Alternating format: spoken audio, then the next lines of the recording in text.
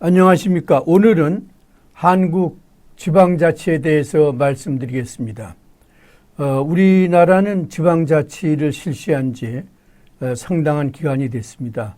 물론 앞으로 제가 설명드리겠지만은 사실 자유당 시대 때도 지방자치가 실시된 적이 있었고, 그리고 더군다나 4.19 학생혁명이 일어난 직후에는 지방자치가 소위 민주화와 더불어서 민주정치의 실시와 더불어서 지방자치가 면단위까지 실시된 적도 있었습니다. 그러나 그 후에 박정희 대통령 때 소위 그 유신체제 등등으로 인해서 또 전두환 대통령 때도 마찬가지로 지방자치가 실시되지 못하다가 1987년 민주화 이후 또 지방자치가 실시되는 그러한 그 과정을 거쳤습니다. 여러분들은 지금 일단 여러분들의 출생지는 대부분의 경우는 아마 지방이 아닐까 그렇게 생각됩니다. 물론 서울 사는 사람들의 경우는 나는 중앙이다 그렇게 생각할지 모르겠지만, 서울도 대한민국이라고 그러는 정치에서 보면은 하나의 지방입니다. 서울, 경기도 다 마찬가지로. 다만 서울은 중앙의 모든 행정부가 거기에 있기 때문에 사실 서울은 이제 중앙이다라고 그러는 식으로 등식이 형성되고는 있지만은, 엄격히 따지면은 중앙정부 밑에 소위 서울특별시, 또 경기도 또는 부산 직할시 이런 식으로 돼 있지 않나 그렇게 보고 있습니다. 그런 식의 측면에서 사실 앞으로 제가 설명드리겠지만은 민주주의 발전에 있어서 지방자치가 얼마나 발전되느냐, 또 지방자치에서 민주정치가 얼마나 뿌리를 박느냐에 따라서 그 나라의 정치 지형은, 또 민주정치의 수준은 완전히 바뀐다 그렇게 볼 수가 있습니다. 그런 식의 측면에서 보았을 때 지방자치에 대한 우리 나름대로의 이해, 그리고 지방자치의 필요성, 그리고 지방자치가 앞으로 어떤 식으로 발전할 것인가에 대한 여러분들 나름대로의 공감대 형성은 한국 정치 발전에 있어서 상당히 중요한 요소다라고 그러는 것을 우선 말씀드리면서 이번 강의를 시작하도록 하겠습니다. 한국 정치 사회의 환경 변화다라고 그러는 것을 우선 말씀드리겠습니다. 지방자치는 로컬 오토노미, 또 이제 앞으로 또 말씀드리겠지만 지방자치 또는 지방정치다라고 그렇게 차원에서도 이야기를 하고 있습니다. 어쨌든 지방자치는 대의민주정치 제도의 필수적인 제도다 그렇게 볼 수가 있죠. 대의민주정치 제도는 중앙정치도 있고 또 지방자치도 있습니다. 그러나 대부분 국가의 경우는, 특히 선진국의 경우는 중앙정치가 지방정치 또는 지방자치의 발전 토대 위에서 이루어졌다. 그런 식의 측면에서 봤을 때는 대의민주정치 제도의 필수적 제도는 중앙정치의 국회라든가 또는 여러 가지 민주정치를 대표할 수 있는 기관도 있지만 지방자치가 상당히 중요하다라고 그러는 것을 볼 수가 있죠. 그래서 우리는 지방자치는 민주주의의 학교다 그렇게 얘기합니다. 그러니까 민주주의를 배울 수 있는 가장 기초적인 정치단이다 그렇게 보는 거죠. 그러니까 우리가 조그만 동네 또는 면 단위 또는 군 단위 또는 시 단위에서 우리 주민 스스로 주민의 문제 또는 주민이 해결돼야 될 여러 가지 과제를 어떻게 해결하느냐, 그리고 또는 그와 같은 과정에 대한 어떤 절차가 필요하냐 등등에 대해서 우리가 학습을 하게 되면은 그것이 나아가서는 국가 전체 중앙정치 차원에서도 이루어질 수 있다 그런 얘기죠. 그래서 사실 앞으로 또 설명드리겠지만은 지방의원들이 지방의회에서 열심히 활동하고, 그리고 또 지방의회에서 정치를 제대로 배워갖고 그 지역에 신망이 있을 때 이 사람이 국회 또는 장관 또는 나아가서는 더 이상의 직책, 국무총리라든가 대통령까지도 할 수 있는 것이 결국은 이러한 그 단계적인 차원에서 보는 소위 민주주의의 학교라고 그러는 것이 지방자치가 가지고 있는 의미를 우리가 그런 측면에서도 알 수 있지 않나 그렇게 봅니다. 지역사회 발전의 원동력이다 그렇게 봅니다. 저는 지방자치에 대한 여러 가지 장단점은 앞으로 설명이 되겠습니다만 어떻든 지방자치, 지방이라고 그러는 개념, 지방, 내가 살고 있는 지역이라고 그러는 것에 대한 애착감 또는 사랑 또는 애향심 등등을 통해서 지역사회를, 내 고장을 발전시킬 수 있는 하나의 동력을 제공하는 것이 지방자치다. 그렇게 볼 수가 있습니다. 최근에 보면은 각 지역에서 여러 가지 그 지역을 발전시킬 수 있는 무슨 어떤 문화재라든가 또는 축제라든가 또는 그 지역의 소위 공산품을 특화시킬 수 있는 그런 전략을 짜고 있는 게 다 그런 식의 차원에서 보는 거죠. 그러니까 그런 식의 차원에서 지방자치는 이런 것에 아주 필수적인 것이다. 그렇게 봅니다. 특히 한국은 지금까지 신생국가의 건설, 국민국가지요. 이승만 대통령 때, 그리고 박정희 대통령 때 산업화, 그리고 1987년 이후에 민주화를 거쳐서 사실 세계가 나름대로 부러워하는 국가가 되지 않았습니까? 제가 앞에서도 설명드렸지만 우리나라는 3050 클럽에 지금 멤버로 있습니다. 세계 200여 개 국가 중에서 3050 클럽에 속하고 있는 나라는 7개밖에 안 됩니다. 7국가밖에.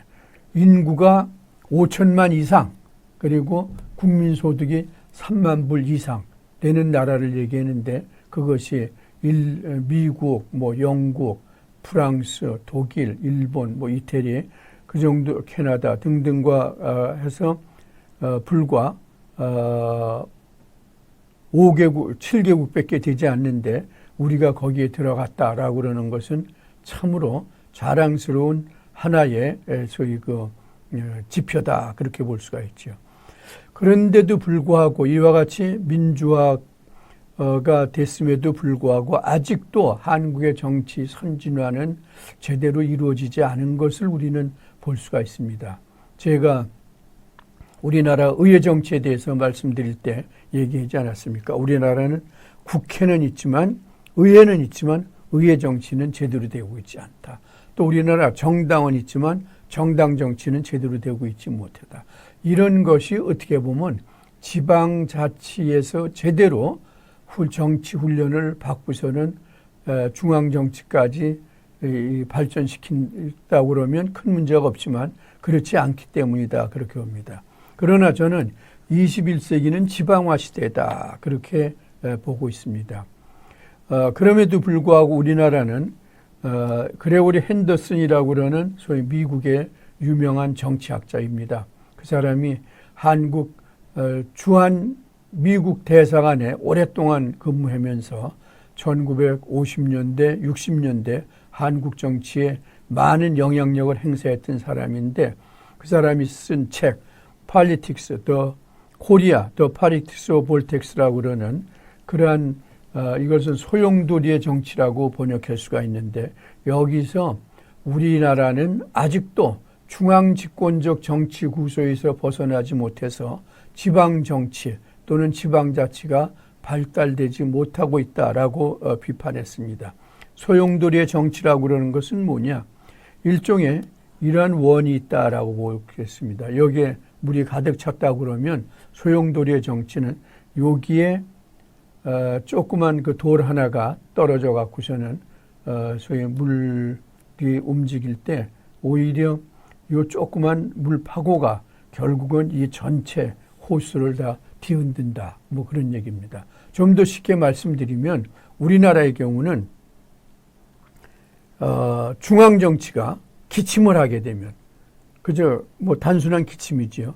그런데 지방은 감기까지 들린다. 그러는 거죠. 그러니까 중앙에 조그만 어떠한 그 정치적인 문제가 지방의 경우는 아주 확대돼 갖고서는 지방이 완전히 중앙에 종속되는 그런 정치 구조를 가지고 있다. 그런 얘기로서 볼 수가 있습니다.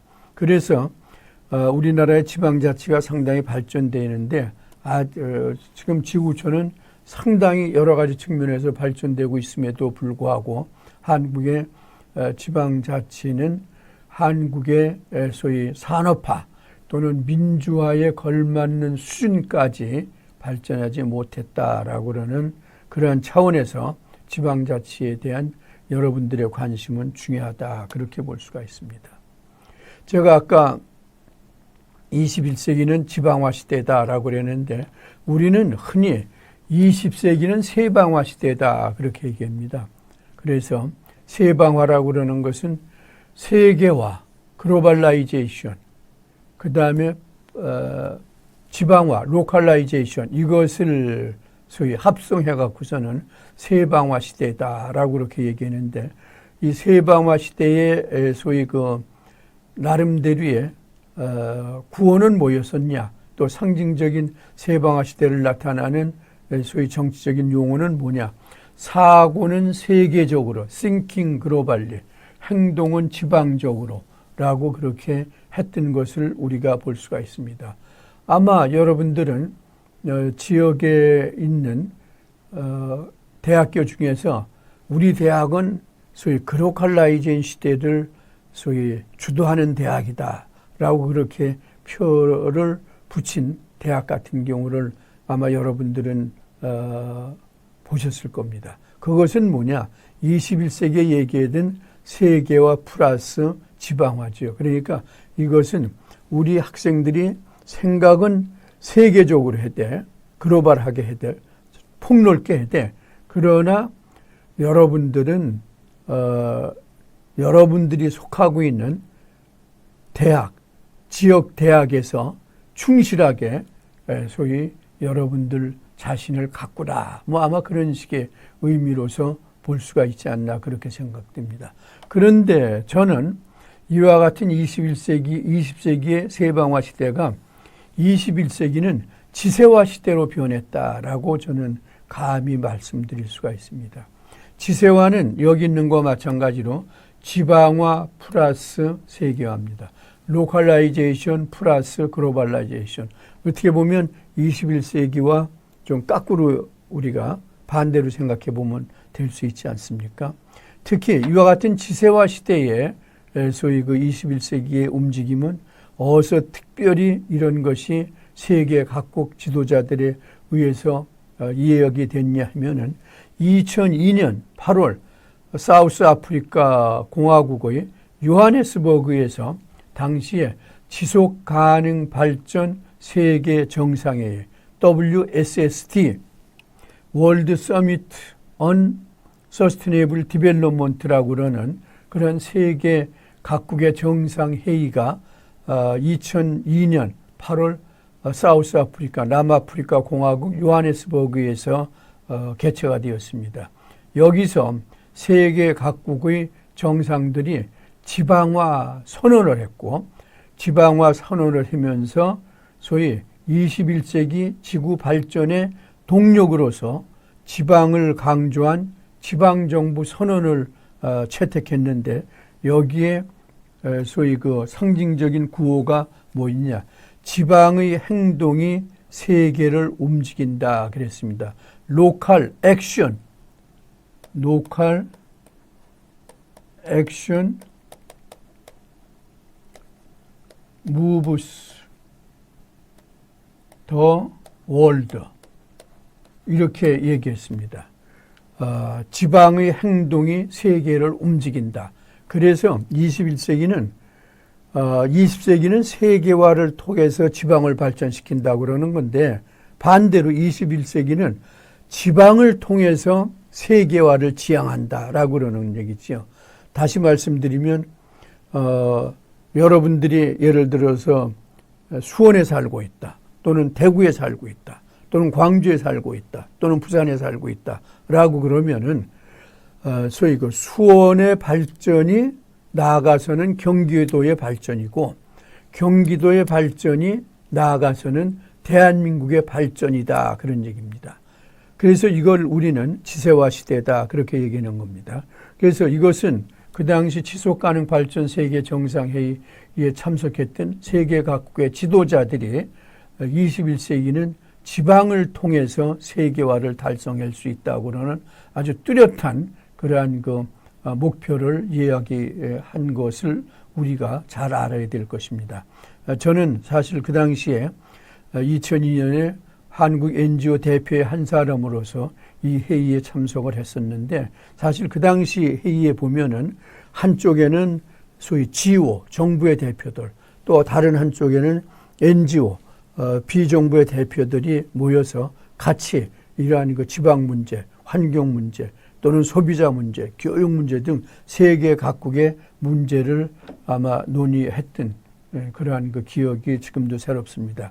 특히 아마 이와 같은 게 사우스 아프리카에서 있었던 중요한 요인 중에 하나는 사우스 아프리카 같은 경우가 소위 지방화가 상당히 발전된 지역으로 우리는 알 수가 있습니다. 사우스 아프리카는 국회, 그 다음에 행정부, 그 다음에 사법부, 이것이 세 개의 도시에 다 나눠져 있습니다. 그러니까 한 도시에 중앙부처에 행정부, 입법부, 사법부가 있는 게 아니라 세 개의 중요 도시에 나눠져 있기 때문에 세 개의 도시가 다 나름대로 발전되고 또 그 여파로 인해서 인접 지방도 발전되는 그러한 현상 같은 경우를 우리가 볼 수 있지 않나 그렇게 생각됩니다. 그래서 아마 사우스 아프리카에서 하지 않았나 그렇게 생각됩니다. 그러면 지방자치의 개념은 뭐냐? 참된 지방자치는 지역민의 높은 정치의식과 공정하고 올바른 지방선거를 통하여 선출된 지방의회와 자치단체장의 역할을 통해서 발전한다. 그렇게 우리가 볼 수가 있습니다. 한국의 지방자치는 비교적 짧은 역사를 가지고 있습니다. 물론 자유당 시대 때 또 민주당 시대 때도 되기는 됐지만, 그러나 본격적인 지방자치가 된 것은 1991년 3월과 6월에 있었던 기초의원 선거와 광역의원 선거가 하나의 출발점이었다. 그렇게 볼 수가 있습니다. 그러다가 1995년 6월 27일 전국 동시 지방 선거로 본격적인 지방정치가 실시됐습니다.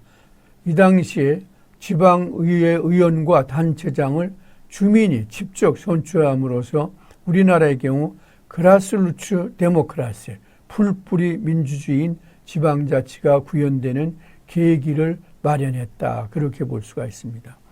지방자치의 개념은 지방에 있는 주민들에 의한 정치와 행정이 이루어진다. 그거지요.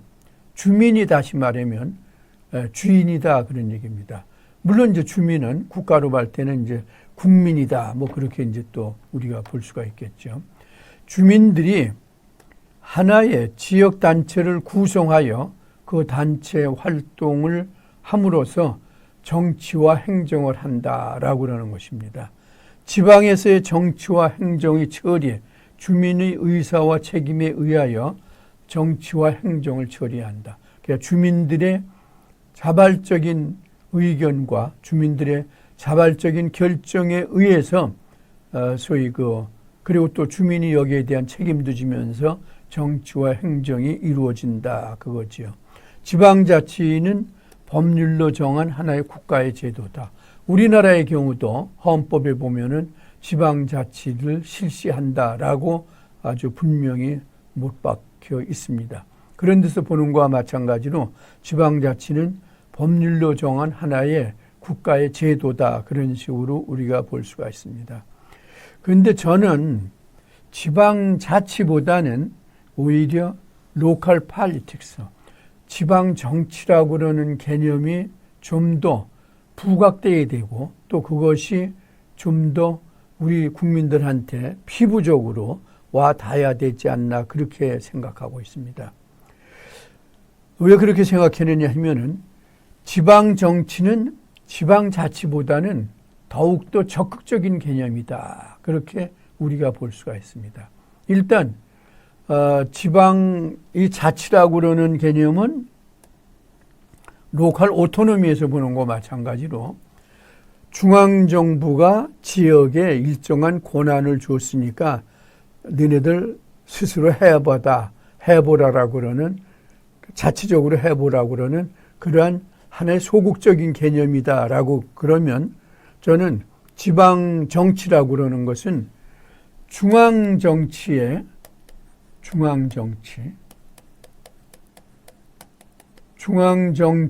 일종의 대립되는 개념 또는 수평적인 개념으로 볼 수 있는 하나의 소위 그 정치학 용어가 아닌가, 그렇게 보고 있습니다.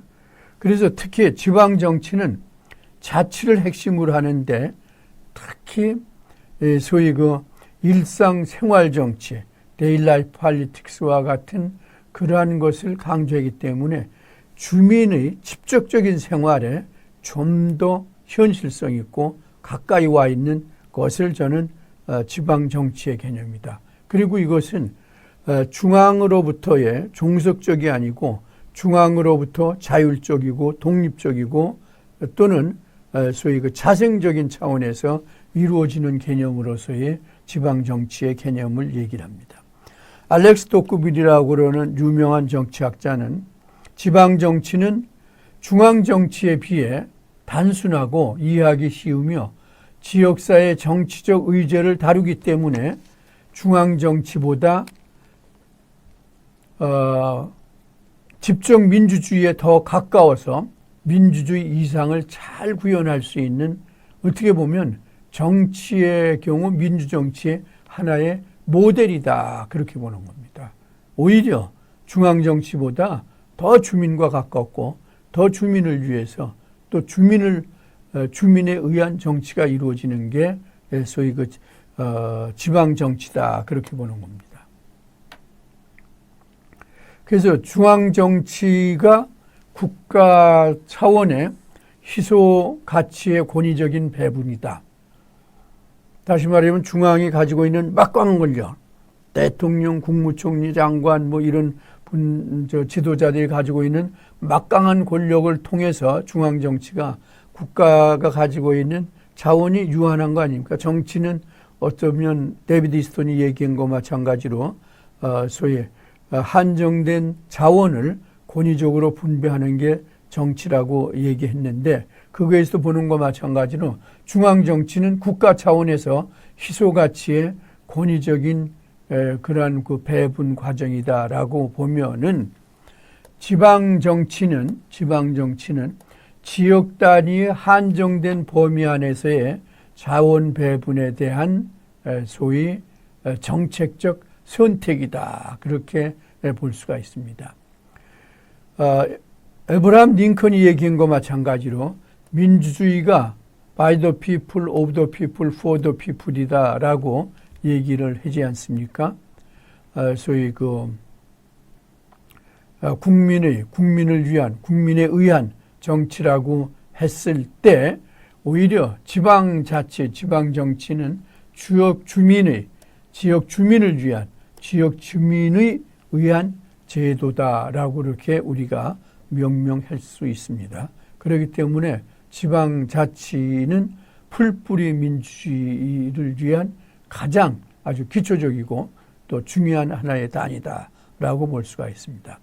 제임스 브라이스 같은 경우가 지방자치란 민주주의의 최상의 교육기관이고 민주주의 성공의 보증서를 의미한다.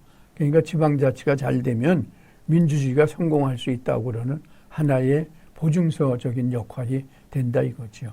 알렉스 토크빌은 아까도 말씀드렸지만 민주시민을 교육하고 양성하는 훈련장으로서 지방자치를 강조하면서 민주주의와 자유를 가능케 하는 교육적 기능을 주장하고 있습니다. 그러니까 지방자치가 일종의 소위 정치교육을 시킨다. 아주 우리는 소규모 공동체가 가정 아닙니까? 가정에서부터의 소위 협동정신도 배우고 또 가정보다 더 큰 게 우리의 조그만 마을 동네입니다.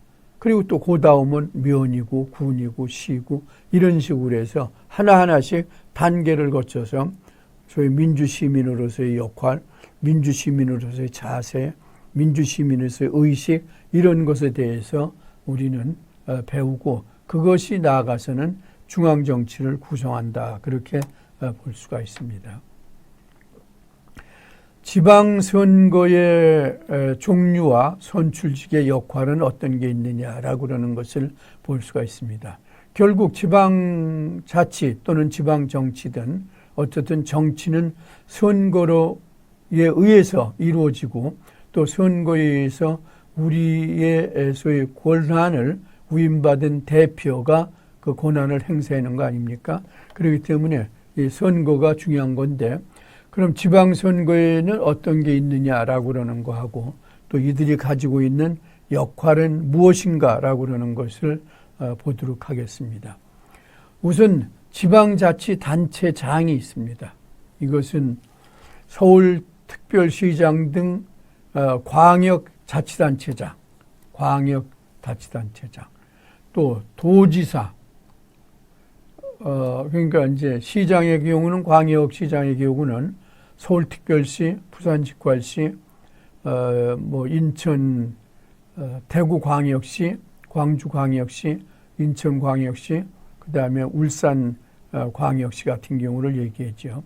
그리고 도지사의 경우는 이제 경기도지사, 또 경상남도 도지사 또는 전라남도 도지사, 이런 식으로 볼 수가 있죠.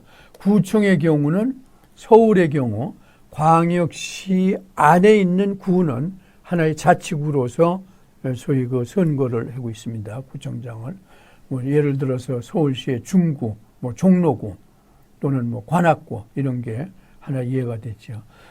그 다음에 또 경기도의 경우는 수원시, 고양시 이런 그 경우를 얘기할 수가 있고 또 구는 아주 조그만 행정단인데 예를 들어서 경기도의 경우는 가평군 같은 경우 또 양평군 같은 경우 아직 여러 가지 요건이 시가 안 된 그런 지역 같은 경우를 우리가 이야기할 수가 있습니다. 지방의원의 경우는 시의원, 도의원, 구의원, 또 기초단체단체 시의원, 여기는 광역시의원을 얘기합니다. 군의원. 그래서 지방자치단체장은 해당 지방자치단체를 대표하고 행정사무를 총괄하고 지방자치단체의 고유 사무와 법령에 따라 국가로부터 위임받은 업무를 처리하며 지방의회의 승인을 받아 지방예산을 집행한다라고 그러는 게 지방자치단체장의 역할이다라고 그러면 지방의원들은 조례의 제정 및 개폐, 예산의 확정 및 결산의 승인, 기타 법령에 의한 사항을 결정하며 주민을 대표하여 지방자치단체 사무를 견제 또는 감시합니다. 그래서 이것이 이제 지방자치단체장과 지방의원들이 지방선거의 소위 종류였는데 그 후에 우리나라의 경우 교육감 선거를 직접 함으로써 이것도 이제 지방선거의 한 형태로서 지금 우리한테 도입되어 있습니다. 교육감 선거에 대해서는 또 다시 한번 여러분들한테 그러면 우리나라의 지방자치단체 역사는 어떻게 되어 있느냐라고 그러는 것을 한번 여러분들과 같이 알아보겠습니다. 한국에서도 지방화의 뿌리는 상당히 오랜 역사를 가지고 있다 그렇게 볼 수가 있습니다. 국사학자인 신채호 선생 같은 경우는 내가 한국사를 살펴보고 놀란 것은 한국이 고대에는 자치제도가 가장 성행하였던 나라였다라고 그러는 사실입니다. 면의 일, 아주 조그만 행정단이지요. 면의 일은 면이 스스로 의논하여 결정하고 향, 조그만 동네 같은 경우를 얘기합니다. 향의 일은 향이 스스로 의논하여 결정할 뿐만 아니라 중앙이 파견한 관리인 수령이 선정을 베풀지 못하면 그 불신의 행정을 규탄하는 엄연한 지방자치의 권리가 있음을 본다라고 소위 역사학자인 신채호 선생이 벌써 이런 이야기를 한 것을 우리가 볼 수가 있습니다. 이것은 뭐냐? 여러분들이 여러분들의 부모님들한테 아마 말씀드려보면 알 겁니다. 조그만 동네에서 이장도 뽑고 또 반장도 뽑고 직접 주민들이 뽑으면서 때로는 투표도 하고 그러잖아요.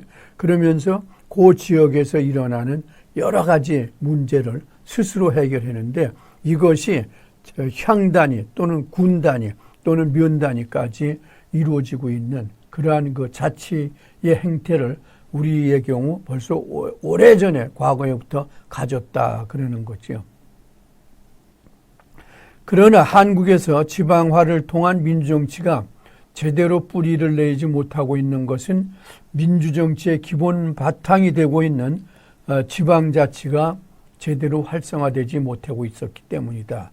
그렇게 봅니다. 이것은 이승만 대통령 때나 또는 박정희 대통령 또는 전두환 대통령 시절에 중앙의 소위 그 정치 권력을 독점하고 있는 정당 또는 세력들 또 나아가서는 대통령들이 오히려 지방자치가 되면은 자기의 권력 행사에 있어서 방해가 된다고 그러는 비민주적인 어떠한 정치 의식을 가졌기 때문이다. 그렇게 보는 거지요. 그래서 지방자치를 허용을 안 했고 또 지방자치를 그냥 뭐 일종의 명목적으로만 실시하기 때문에 제대로 된 지방자치가 발전되지 못했다. 그런 얘기입니다. 지방화는 생활 정치 시대를 심화시켜 준다라고 그러는 겁니다. 결국은 우리 개개인이 가지고 있는 관심, 교육이라든가 교통이라든가 환경이라든가 소비자라든가 이런 문제에 대해서 더 큰 관심을 우리는 갖고 또 그것이 우리 생활에 직접적으로 관련이 있는 게 아니겠습니까? 그래서 지방화는 결국은 생활정치 시대의 도래를 의미하고 지방화는 지역의 정체성 확보에 있어서 아주 필수적이다. 그렇게 봅니다. 물론 지나치게 지방을 주장했을 때 지역 패권주의가 또 나타나고 있는 폐쇄적인 현상이 나타나기는 합니다만 일정한 수준 지역에 대한 애착 또는 지역에 대한 강조는 필요하다. 그거지요. 중앙정치와 마찬가지로 지방에도 여러 가지 포리티컬 액터, 정치적인 행위자가 존재합니다. 예를 들어 지역에도 시민단체도 있지요. 이익집단도 있지요. 단체장도 있지요. 또는 의회도 있지요. 또 뭐 미국 같은 데 보면은 지방에도 소위 연방 경찰 말고 또 지방 경찰이 있지요. 그 다음에 또 군도 또 소위 주의 군대가 별도로 있습니다. 연방 군대하고는 다르게 뭐 그런 것도 우리가 볼 수가 있는 거죠. 한국 지방자치의 역사를 우리가 좀 보았을 때 지방선거는 지방자치를 실시하는데 가장 중요한 과정이다라고 그러는 것은 제가 말씀드리지 않아도 여러분들이 잘 아실 겁니다. 한국은 1991년부터 지방자치법의 개정으로 인해 의원선거가 실시되었지만 자치단체장 선거는 실시된 것이 1995년이기 때문에 실질적으로는 지방자치가 1995년부터 실시되었다. 그렇게 볼 수가 있습니다. 이런 지방자치가 실시가 되다가 2005년에 선거법 개정으로 인해서 지방선거에 대한 여러 가지 소위 중요한 변화가 있었습니다. 우선 기초의원 선거에 있어서 정당 공천제가 도입됐습니다. 기초의원 선거의 정당 공천제가 좋으냐 나쁘냐 그건 차치하고라도 그건 또 다음에 다시 말씀드리겠습니다만 어떻든 그전에는 기초의원의 경우는 정당 공천이 없었는데 2005년 선거법 개정에서 정당 공천이 됐고요. 그 다음에 비례대표제가 또 역시 지방선거에 도입이 됐습니다. 중앙 국회의원 선거와 비슷하게. 그리고 기초의원 선거를 중선거구제로 해서 한 선거구에서 몇 사람을 뽑도록 뭐 3명, 4명까지 뽑도록 그리고 그 전까지는 지방의원들의 경우는 일종의 봉사직이다. 그렇게 소위 규정이 됐지만은, 그러나 2005년 선거법 개정으로 지방의원들의 경우도 일정한 수당을 소위 주도록 법이 바뀜으로 해서 소위 유급제가 채택이 된 거죠. 무급제에서. 그래서 전문 인력이 대거 지방의회 의원으로 투입되는, 그리고 또 진출하는 계기를 마련했다. 그렇게 봅니다. 이로 인해서 지방의원들의 질이 다소 좀 향상되었다. 그렇게 볼 수가 있습니다. 그러니까 봉사직에서 유급직으로 변했다. 무급직에서 유급직으로 변했다. 예비 후보자 제도의 도입. 그러니까 이것은 선거에 나오는 정치 지망생들이 선거일 사전에 예비 후보로 등록해서 현직 의원들과 마찬가지로 좀 선거 활동을 할 수 있게끔 일종의 좀 하나의 시간을 준 것이다. 그렇게 우리가 볼 수가 있겠죠. 그래서 요새는 지방 의원들의 경우도 현직이 아닌 사람이 소위 그 지방 의원으로 출마할 때는 예비 후보를 등록해서 상당한 기간 사전 선거 운동을 할 수가 있습니다. 선거 연령이 20세에서 19세로 하향 조정됐다. 이것은 한국 정치에 있어서 상당히 아주 획기적인 그런 변화다. 그렇게 볼 수가 있겠죠.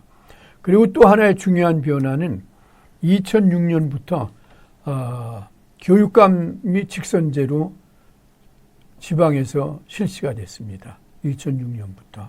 교육감 선거가 가지고 있는 여러 가지 문제점은 다시 말씀드리겠습니다. 그래서 여기 보면은 지방선거 제도의 변화를 아마 여러분들이 쭉 보시면 될 겁니다. 여기 있는 것과 마찬가지로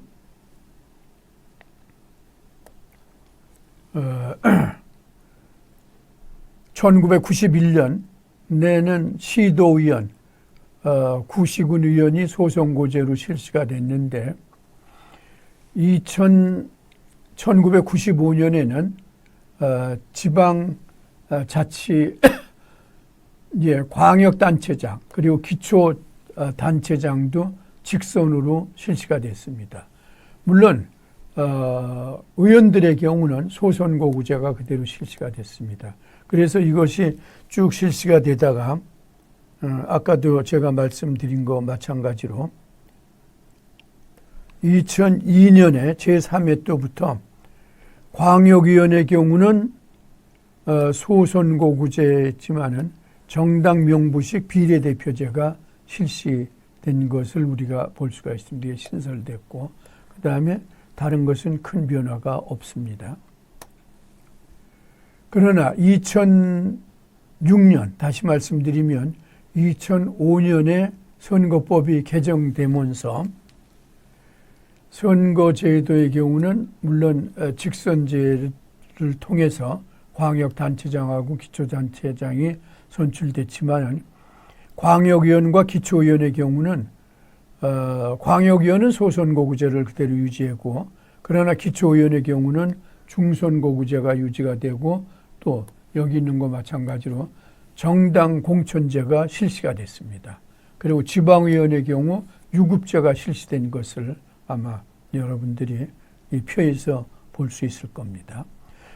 그리고 소위 정당 명부식 비례대표제가 실시됨으로 해서 소위 그 광역이나 기초의 경우도 비례대표로 진출할 수 있는 그러한 그 길을 마련했다. 그렇게 우리가 볼 수가 있습니다. 2010년 제5회, 2014년 제6회, 그리고 2018년은 앞으로 또 말씀드리겠지만 2018년에 있었던 제7회 선거까지는 똑같은 이러한 그 룰에 의해서 지방선거가 실시된 것을 볼 수가 있습니다. 그리고 교육감 선거의 경우는 2006년부터 이제 실시가 된 것을 우리가 볼 수가 있겠습니다. 그러면 과연 지방선거를 통해서 소위 선출되는 지방자치단체장은 어떠한 지위와 역할을 하고 있나라고 그러는 것을 한번 같이 보도록 하겠습니다. 지방자치단체장은, 그러니까 이것은 광역단체장, 서울시장, 부산 서울특별시장, 부산시장 또는 광주, 대구, 울산, 인천 등의 소위 자치단체, 광역단체장, 그리고 또 수원시장과 같은 기초자치단체장을 이야기합니다. 이는 선거에 의해 선출되는 최고의 지역 리더다. 선거에 의해서 선출되는 지역 대표다. 그런 얘기죠. 자치단체의 집행부이며 지역사회의 리더, 그리고 지방정치의 가장 핵심적인 정치 행위자다. 그렇게 우리가 볼 수가 있습니다. 따라서 지방자치단체장의 리더십에 따라서 그 지방정치의 내용과 그리고 지역 주민의 삶의 형태가 변해된다. 그렇게 우리가 볼 수가 있습니다. 아마 여러분들은 최근의 경우 시장이나 군수 또는 광역시장이나 또는 도지사 이런 분들이 그 자기를 뽑아준 주민들을 위해서 여러 가지 소위 비전이나 또는 정책을 내놓고 있는 것을 볼 수가 있습니다. 그래서 그것이 제대로 된다라고 그러면 그 지역 주민의 삶의 형태도 변화되는 게 아니겠습니까?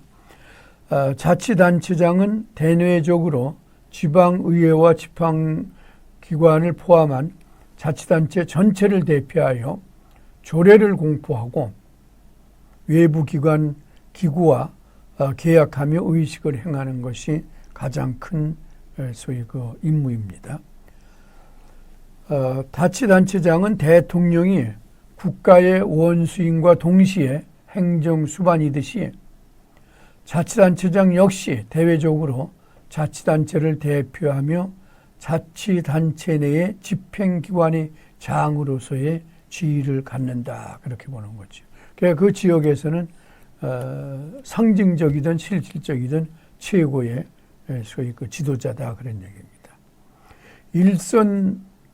중앙정부의 일선 기관으로서 자치단체장에게 위임된 국가 사무인 기관 위임 사무에 대해서 책임을 지고 있습니다. 정치 지도자로서의 지위를 갖는다. 그렇게 보는 거죠. 정당의 추천이 행해지는 경우 단체장은 정당의 중앙당 또는 독자적인 정치 조직의 중요한 보직자가 될 수 있으며 정당이 관여하지 않는 경우에도 지방정치 지도자로서의 지위를 갖게 된다. 단체장은 우리나라의 경우 현재는 제주특별자치도의 지사 무소속이고 다른 데 광역단체장은 다 지금 특정한 그러한 그 정당에 속하고 있습니다. 그렇기 때문에 그 정당 내에서도 상당한 정도의 영향력 또는 지위를 갖고 있다. 그렇게 우리가 볼 수 있는 겁니다. 그러면 자치단체장은 구체적으로 어떠한 역할을 하느냐라고 그러는 것을 다시 한번 자세히 보겠습니다. 첫째, 지역 조종자다. 지역 조종자다라고 그러는 것은 지역사회를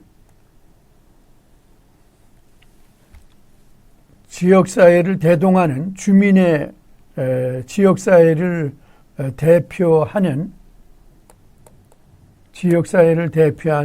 주민의 필요를 표명하고 주민을 대신한 이익옹호자로서의 역할을 수행한다. 그렇게 볼 수가 있습니다. 다시 말씀드리면 지역에서 일어나는 여러 가지의 소위 문제에 대해서 주민을 대표해서 그것을 표명하고 또 그와 같은 이해관계가 있을 때 그것을 조정하는 하나의 역할도 한다. 그런 얘기입니다. 의견 수렴자, 정책의 결정이나 집행 과정의 이해관계자 또는 주민의 대표를 참여시킴으로써 그들의 의사를 행정 과정에 최대한 반영한다라고 그러는 겁니다. 그러니까 대통령이 국민들의 의견을 여러 가지 경로를 통해서 뭐 언론이나 그런 것뿐만 아니라 또는 중요한 그 사회 지도자 그런 사람들을 통해서 듣지 않습니까? 물론 뭐 국회에서 하는 얘기도 듣고 또 장관들이 하는 얘기도 듣겠지만 마찬가지로 지방자치단체장도 정책 결정이나 집행 과정에서 거기에 관련된 여러 이해관계자 그리고 또 도문도 또는 시문시의 그런 관료들의 이야기 등등 또 그리고 어떠한 정책을 결정할 때 위원회를 만들어서 거기에 대표를 참여시킴으로 해서 그들의 의사를 정책에 최대한 반영하는 것을 이야기합니다. 자치단체와의 협력, 상호 간의 갈등이나 부정적인 측면을 최소화하고 지원과 협력을 확대한다라고 하는 겁니다. 자치단체장은 지역에서 리더이며 동시에 엘리트이기 때문에 전문성을 상당히 필요로 하고 있습니다. 그런데 자치단체장은 다른 자치단체장과의 어떠한 그 상호 소통을 통해서 뭐 인접지역이니까 때로는 뭐 여러 가지 쓰레기 처리 문제라든가 교통 문제라든가 그런 거하고 좀 갈등이 있을 수가 있지 않습니까? 그랬을 때 그런 것을 소위 그 협력하고 타협하고 조정하는 역할을 한다 그런 겁니다. 그런데 그러기 위해서는 고학력이나 전문성을 가진 엘리트들이 지방자치단체에 선출되는 비율이 증가해야 된다 그렇게 보고 있습니다. 그럼에도 불구하고 부정부패와 비리에 연루하거나 무원칙한 행정을 펼치는 그러한 단체장이 있어서 좀 문제가 되고 있다. 그렇기 때문에 이런 단체장으로 인해서 지방정치 발전에 부정적인 그러한 이미지를 주는 경우도 있다. 그런 얘기입니다. 예를 들어서 지방자치단체장의 부정적인 사례 같은 경우는 우리가 여러 가지 볼 수가 있습니다. 물론 뭐 주민들이 여러 가지 검증 과정을 통해서 뽑겠지만은 그러나 아직도 우리나라의 경우는 중앙에 종속되고 또 중앙의 영향력이 상당히 강하게 이루어지기 때문에 중앙 정치에서 지방 자치단체장을 소위 그 공천하는 과정에 상당히 영향력을 행사하기 때문에 때로는 그 지역 주민의 의사와는 비교적 좀 차이가 있는 또 전문성도 떨어지는 그러한 지도자가 출마를 해서 당선되는 경우도 있다 그거죠. 단체장 직무 수행 능력이 아직은 소위 민주정치의 수준을 높일 수 있을 정도까지 와 있지는 않다 그런 얘기입니다. 상당수 단체장이 불법 부정행위로 구속 사퇴한 경우가 상당히 많습니다. 이것은 최근의 경우인데 전북 임실군의 경우는 최근 4년 동안 3번의 군수선거를 치렀다고 합니다. 청도군의 경우도 2005년, 2007년 물론 한 10여 년 전 얘기지만 하여튼 이런 식으로 해서 단체장이 너무 바뀜으로 해서 소위 제대로 그러한 그 행정이 이루어지지 못하는 거죠. 기초단체장과 광역단체장이 지난 2년간 형사처벌로 물러난 민선자치단체장이 무려 100명이 넘습니다. 그러니까 이것은 상당히 참 지방자치단체장으로서는 부끄러운 하나의 기록이다 그렇게 볼 수가 있습니다. 선거법 위반으로 당선 무효가 된 경우가 59명이나 되고 나머지 43명은 금품 수수 그런 걸로 또 기타 또 등등 여러 가지로 해서 100명 정도 된 것을 볼 수가 있습니다.